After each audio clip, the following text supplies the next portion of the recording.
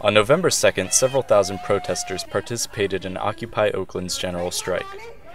They shut down the city center, concentrating the congregation at 14th and Broadway, next to Oscar Grant Park, where occupiers had set up their encampment. Starting at 9 in the morning, the streets were taken over by musical performances, dance parties, and impassioned political speeches. Monks led meditation groups, and actors partook in street theater.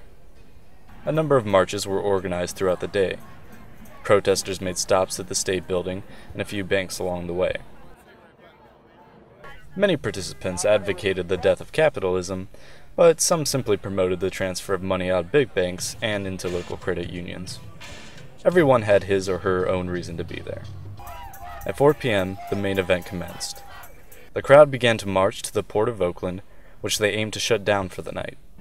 Buses were brought in to shuttle the first wave of protesters to the port, and everyone else followed on foot. The day was, by and large, a successful exercise in peaceful protest.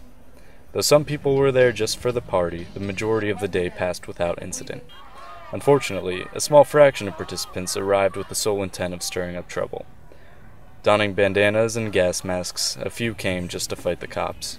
Iraq veteran Scott Olson incurred a fractured skull from a tear gas canister a week prior to the strike, and with Oakland's extensive history of police brutality, Olson's injury was all it took to set the city on fire.